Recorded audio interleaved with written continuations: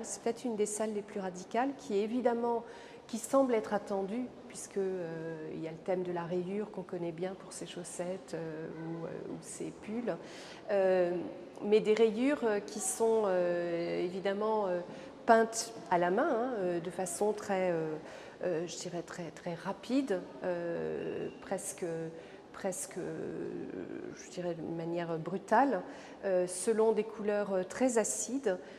Ces couleurs, en fait, elles sont reprises ou inspirées par les tableaux de Picasso qui sont dans cette salle, c'est-à-dire une série de portraits de femmes des années 30.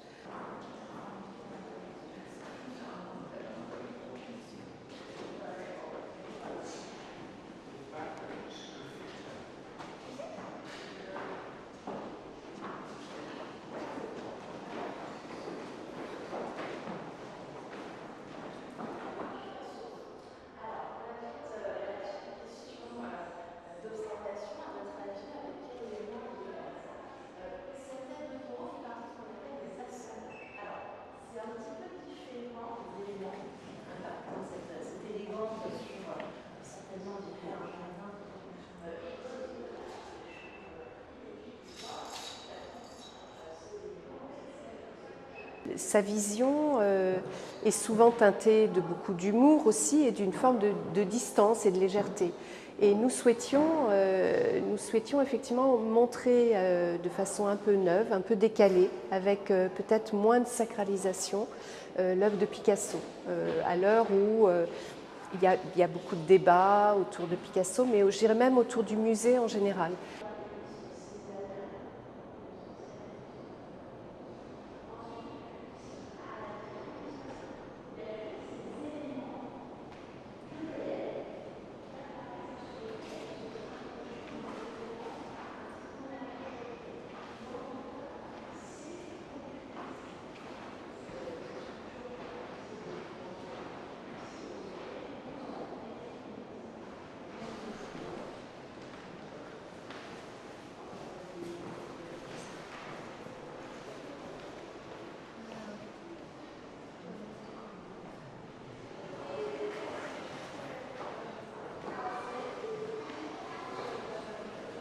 Alors Picasso, c'est sans doute l'une des figures les plus connues et les plus importantes de l'art moderne.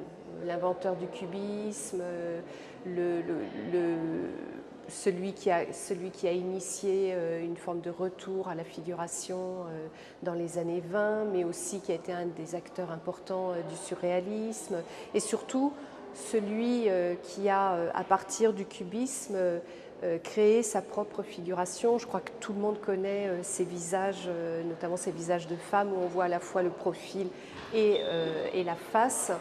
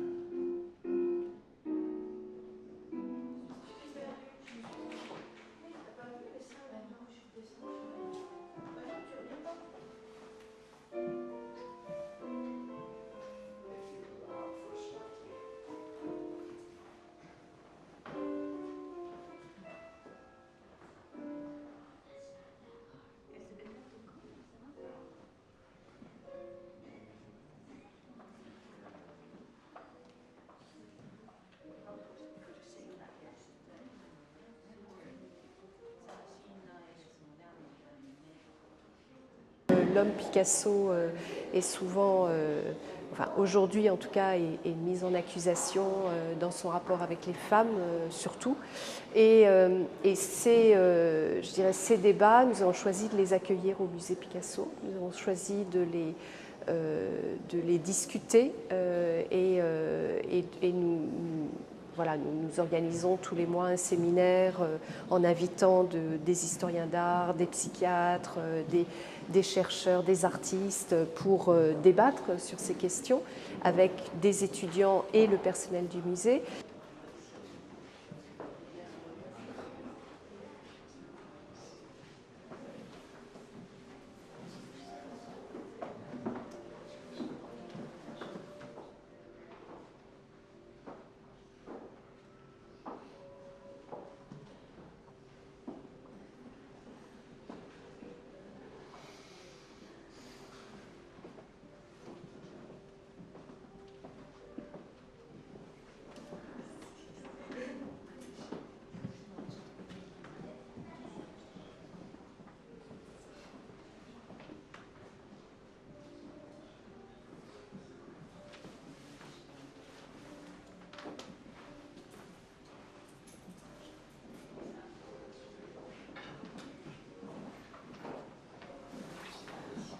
Cet accrochage pour moi est assez exemplaire de la posture actuelle du musée, puisque dans le parcours vous verrez également des œuvres d'artistes contemporains, comme par exemple Michelene Thomas, qui est cette artiste new-yorkaise qui est très engagée pour la cause LGBT et la cause des Black Lives Matter, et donc il fait une proposition de dialogue avec Picasso à partir notamment des œuvres qui ont été faites à la suite de Guernica.